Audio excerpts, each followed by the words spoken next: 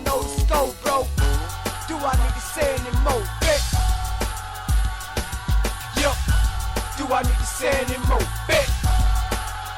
Say no more, folks.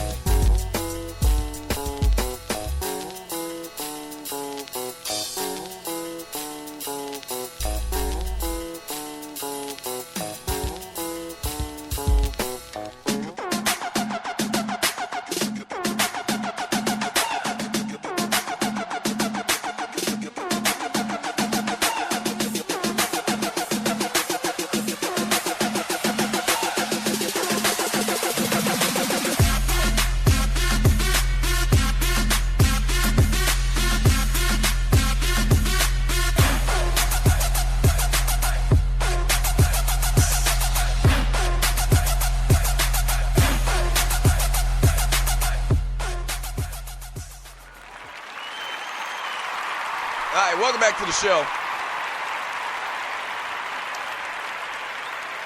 I had a little, we have some issues with this little poll thing here, man. You're listening to the Doug Stewart Show. The number to the show is 404-382-0338. I wanted to give out the ball penis, but we're having a problem getting the actual poll results. And I mean, this is a good one this week. We got a lot of viable candidates or a lot of busters for this week's poll. And for some reason, I'm having an issue. Let me see something here. And can we work on this a little bit, Waterhead? You're having issues too, so we might have some computer problems. We'll try to get that for you here in a second. But welcome back to the Doug Stewart Show. The number to the show is 404-382-0338. You can also email me at doug@thedougstewartshow.com. So a couple of more little nuggets about the Super Bowl, and hopefully here in a second we'll be able to give you the results of the Ball Penis Award, the Bust of the Week in Sports Entertainment and Beyond. And then I want to jump back into the chat room and read a couple of messages, and then I still got to give my thoughts on the game this weekend and give you my prognostication. We got to do that.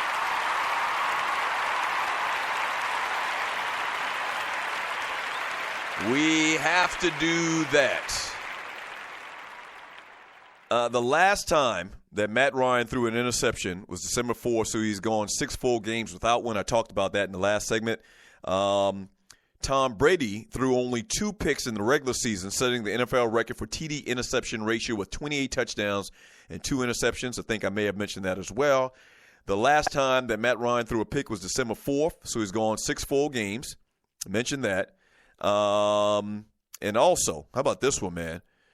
Tom Brady's already owns the following Super Bowl records. Appearances with 7, counting this year, obviously. Pass attempts with 247, completions with 164, passing yards with 1,605, passing touchdowns 13, consecutive completions 16 in the 2011 Super Bowl, tied for first in quarterback wins 4, we mentioned that earlier as well, and tied for first in Super Bowl MVPs with winning 3 in 2001, 2003, and 2014. Once again, I might add that it's easy to get a lot of these records when you know the other team's playbook.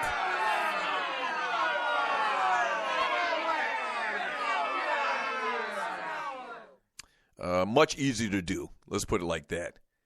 The only team that Matt Ryan hasn't beaten, he's beaten 29 of the 32 NFL teams. The only teams he hasn't beaten is the Falcons, because he plays for the Falcons. I don't even know why they listed that. The Steelers. Matt Ryan's never beaten the Steelers, which is kind of interesting. They played the Steelers over the last couple of years. And the Patriots. They haven't beaten the Patriots yet. They will find out this weekend. This is one stat that I read a couple of times in a couple of different places that really, really Didn't bode well for the Falcons. The Patriots are undefeated when Dion Lewis plays in the game.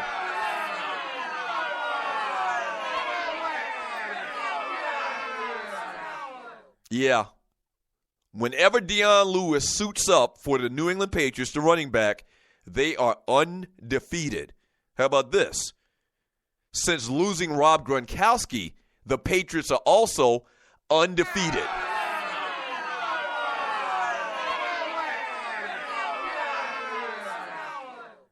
Yeah, you heard me. That's not good. Here's a little quirky thing. You're listening to the Doug Stewart Show. Tom Brady says that when he was drafted by the New England Patriots, he didn't know where Foxborough was. Right. He says that he needed to check a map, and this was before the time, I guess, that everybody had navigation on their phone. You know, Tom Brady's from Cali, and I don't know. He played for Michigan, but he says he had no idea where Foxborough, Massachusetts was. So he said he had to actually look it up. The tickets for this game this weekend, Super Bowl 51, on StubHub were listed for $2,200 a piece.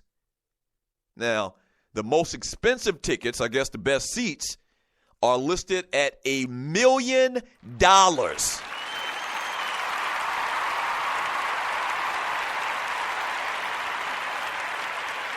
Wow. That's right. Listed at $1 million. Who's expected to win? The Patriots are favored by 3 points. That hadn't changed all week long. I thought that it would actually go down a little bit because you hear a lot of people talking about, a lot of analysts are calling, for the Falcons in a win, or saying that the Falcons are going to win this game. So I thought that it would go down to like 2.5, maybe 2. It hadn't done it. The very first day after the Falcons won their NFC Championship game and the Patriots won their game, the line was at 3, and the line has stayed at 3 points. So that's it. There's only one thing left to do, and that's for me to make my prognostication.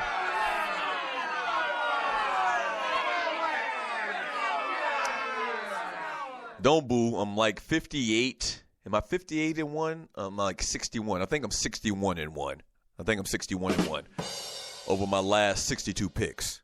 So you really need to pay attention, especially if you're trying to make a couple of dollars. But I am not responsible if you try to bet on my bets, take my picks, and you lose your money.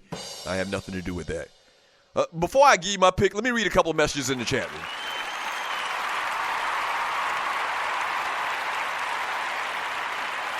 Ain't this a bitch? Ain't this a bitch? I think Donald Trump and his minions have done something to this website that we take this poll off, because I cannot pull up this poll.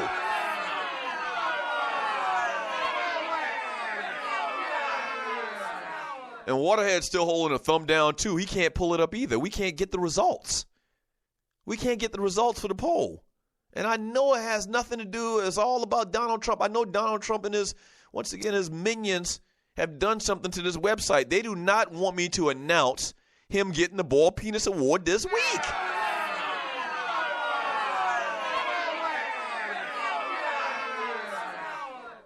Damn. Let me see. One more time. Let me try one more thing here.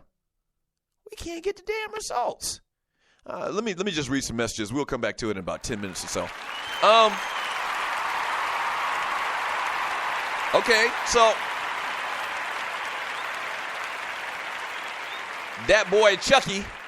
What up, that boy Chucky? He says, my Super Bowl pick, Falcons 35, Patriots 24.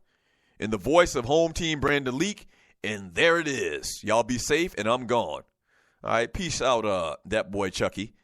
So I think 35-24 would almost constitute, like, what's the number that constitutes a blowout? Like, I keep talking about the scenario where the Falcons win handily. Nobody else in America is talking about it. So what's that, 11 points? Is 11 points a blowout?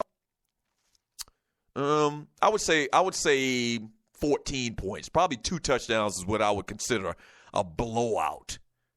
Yeah. Yeah. So that boy Chucky is on the record. KC, there's about to be silence again as Doug makes his pick. What are you talking about, sir?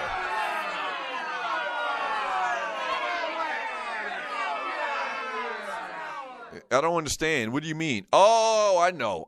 Well, last week, if you're new to the show, last week or a couple of weeks ago when the Falcons played Green Bay, Spreaker had a lot of issues, and when I gave my pick allegedly, a lot of people heard it, but when I gave my pick allegedly, it went out and people didn't hear who I picked, and I actually played the audio for them that Monday, so they heard me pick the Falcons in a blowout. I don't know what's the problem. I don't know what's the problem, but yeah. So I'm about to make my pick here in a second, man. I mean, for real. I'm about to make my pick here in a second. From Sly the Sports Guy, Baylor might have gotten Patino's recruiting coordinator. Ooh, I haven't even talked about that whole Baylor thing and the accusations about Baylor football. Art Browse and them cats, man. Baylor was, so say a couple witnesses, Baylor was Sodom and Gomorrah. From Leonard Pittsburgh's Fine as Hell. If you ain't from New England, nobody knows where Foxborough is. And I guess just because I watched football my whole life and I know Foxborough is New England. But, yeah, you're right. If you're not paying attention to football, the city named Foxborough you might wonder which state that's in. It's not Boston. It's Foxborough. From Clay F. the Cheetah Davis, just give the BPA to the pastor and Sage. Let's talk about the Falcons with the remaining time. No. People cast their vote. Now, this is a democratic society. People cast their vote. We got to get the proper votes in, man. I don't know what's going on with this website. I think Donald Trump and his freaking minions and gremlins and everybody is messing with this because they know that he was a favorite to win/lose the Boiled Peanuts Award this week.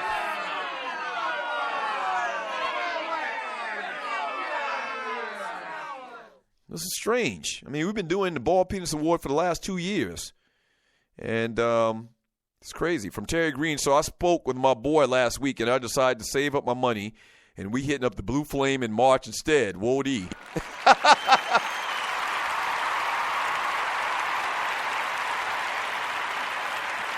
That's funny. From Sin Fly High Falcon, Strokers was hood as hell when I went there. Oh, I love some Strokers. What's Strokers off of Mountain Industrial Boulevard over there in Stone Mountain? I like me some Strokers. I mean, when I go to, frequent strip clubs, which I rarely do. I don't go to strip clubs like that, especially over the last 4 years when I had a damn job. Can't give you my damn money. From Sydney Shownuff Jackson, my boy was going to the game, or was going to go to the All-Star game in New Orleans until he saw the ticket prices. He said, bump that. Them issues too lame, I guess he's saying, or too damn expensive.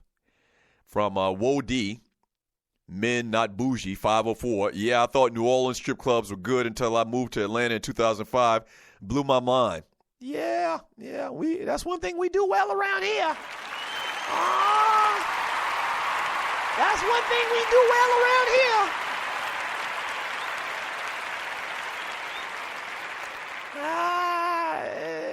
That's the way I explain it to people from other places.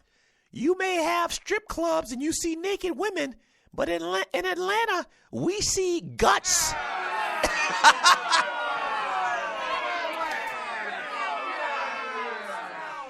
Y'all see naked women, we see guts.